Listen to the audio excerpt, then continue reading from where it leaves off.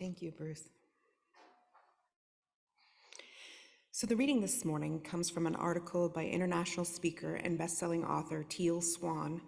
Teal Swan is the survivor of severe childhood abuse who is on a mission to transform human suffering into empowered and authentic living. As people, we become addicted to knowing. We become addicted to the acquiring of knowledge. When we grasp a new concept, our brain releases a dose of chemicals similar to opium. Knowledge addiction gives the physical human a strong evolutionary advantage. Knowledge is worshipped by cultures the world over, and knowledgeable individuals are valued. They command respect within their society. In our society, knowing more about something than somebody else boosts one's social status. We become significant to others when we know something more than they do. We become significant when we are the venue through which they get their knowledge fix. Knowledge also helps us to avoid future calamity. If we know that winter is coming, we can stock up on food and survive the winter. If we do not know it is coming, then we do not stock up food. We may die. If we are a person who worries about the future, knowledge becomes a tool for self-protection. Knowledge is the worrier's best friend. We go after the goal of knowing instead of the process of learning. This makes the learning experience uncomfortable. This makes learning something that we have to get through in order to get to that mental carrot that we are going after.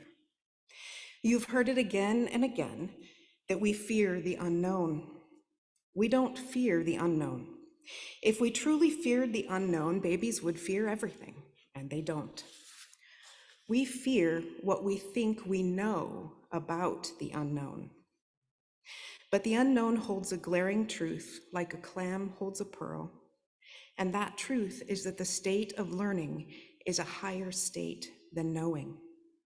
The open state of inquisition and questioning is a state open to all possibilities. The closed state of knowing shuts the door to further learning. In a way, knowing is endedness. The universe works like this.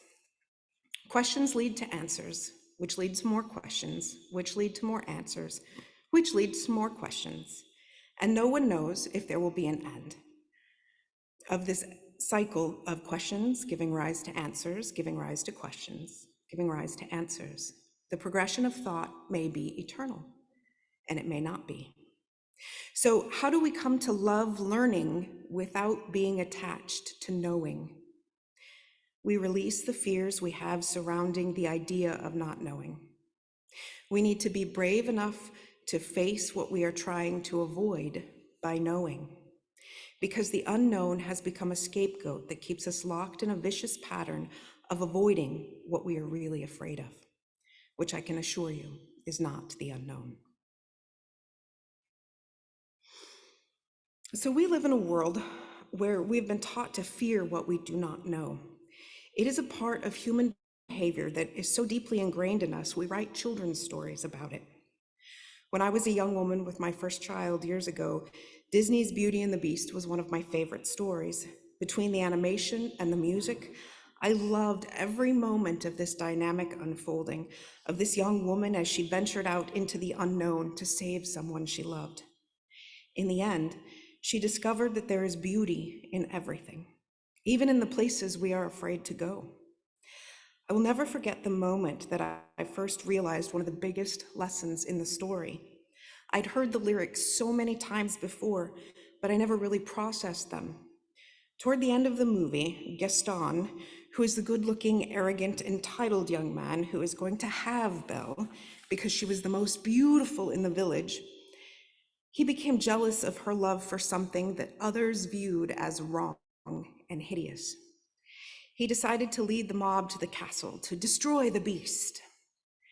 This mob of people were marching with pitchforks and torches to a castle that they had previously unknown, singing cadence to a catchy tune. And the lyrics were, "We don't like what we don't understand, and it scares us. Kill the beast." It's a children's story, an animated movie designed to entertain and delight with some very disturbing truths about who we are as humans.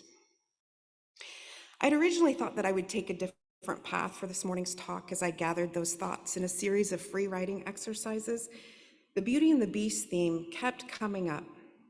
And as I went searching for readings, quotes, and other inspiration for what power may lie in the unknown, I came across the quote from Teal Swan about how we don't really fear the unknown. We fear what we think we know about the unknown.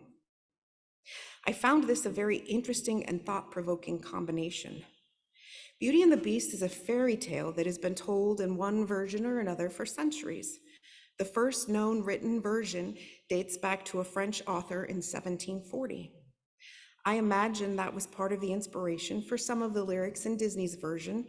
The song in the film that holds the same title, Beauty and the Beast, says tale as old as time, song as old as rhyme. This too, I find very telling about the story.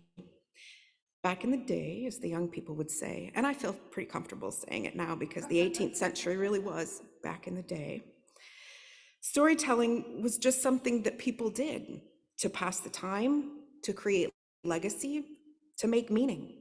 It seemed natural.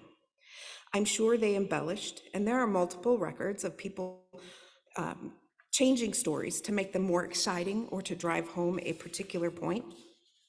And yet, themes remain. Throughout all the versions and all time, certain pieces of the story remain intact. I also know that we interpret stories differently as different humans. The message that I catch may not be the same message that you catch. That is part of the beauty of storytelling. The best stories have layer upon layer unfolding into captivating rendering that draws this audience in and engages the imagination. Sometimes those layers are so subtle that we don't consciously recognize that they are there. That too is sometimes how we learn our less palatable thoughts and behaviors. What stories can you think of where the author was cautioning the audience about something? Perhaps they were being told to be wary of the big bad wolf. Perhaps they were being told that there's no such thing as magic. Or how about the idea that knowledge is power? That last one insinuates, but never outright says, that without knowledge, you are powerless. That is how many of us have felt over the last 3 years. And I would offer that that is the problem with teaching, that knowledge is power. I understand that perhaps someone somewhere came up with that slogan because they wanted to encourage people to learn. But words have power, and we are only just now realizing that in our society as a whole. So we get to a place that we got to in 2020 where there was very little that was known, and it was debilitating to many of us, and certainly to us as a society. It caused mass panic, it increased mental illness, it left many isolated and afraid. We were simply not equipped to deal with that kind of lack of knowledge.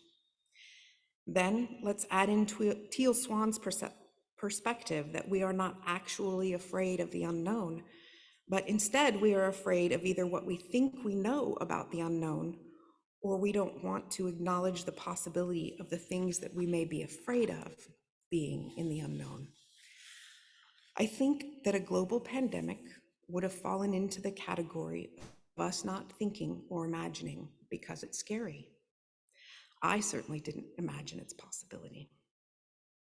So then why are we so insistent on being focused on the negative? We as a society are so negatively focused. Our news consists of mostly the bad stuff. Our lives are built in such a way that keep us busy and always distracted.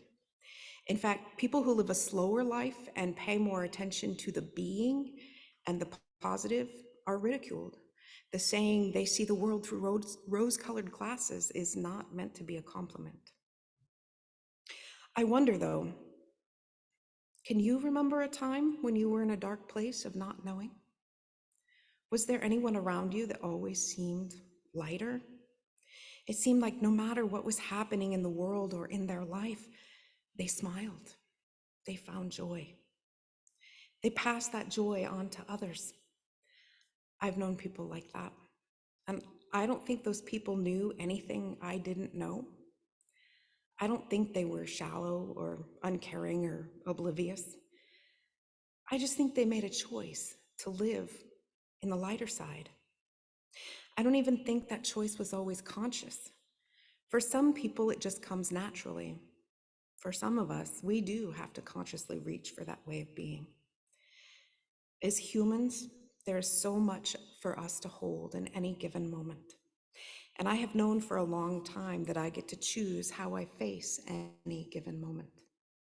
It is not always easy to practice, but practice I do. As humans, we have emotions. If we let them, they flow. In the Irish language, people don't say, I am sad. They say sadness is on me, because their culture understands that we aren't our emotions. Our emotions flow, and right now, sadness may be on me. And in another moment, another feeling will be on me. And that is one strategy that we can use. We can practice the understanding that emotion moves so that when we are in the midst of emotion, we can take a breath. And we can understand that while it is on me now, it may not be in the next moment. This gives us permission to feel our feelings and move from one feeling to the next, instead of constantly trying to make them something different than what they are, or always trying to avoid them. Fear is no different. It might be upon us right now, but we don't have to let it live here. With the understanding and the practice of feeling our feelings and allowing them to move, we dispel some of the power that fear has. This allows us to move more honestly and look at our fears. Teal Swan says that we have to be brave enough to face what we fear in the unknown. When we understand how to navigate emotions, this becomes easier. When we understand that pain and fear move in the same way joy and happiness do, it can make it more tolerable. In the story of Beauty and the Beast, Belle was one of those people. She took to the unknown purposefully and intentionally. She was afraid of several things. She also knew that the unknown held potential and possibility for all kinds of things, not just fear and pain, but possibly fear and pain. Navigating the unknown can be challenging for sure. When we remain open to possibility and learning, when we allow our emotions to move, when we choose to be our whole selves and allow our own lights to shine, the unknown can be the birthplace of a whole new adventure.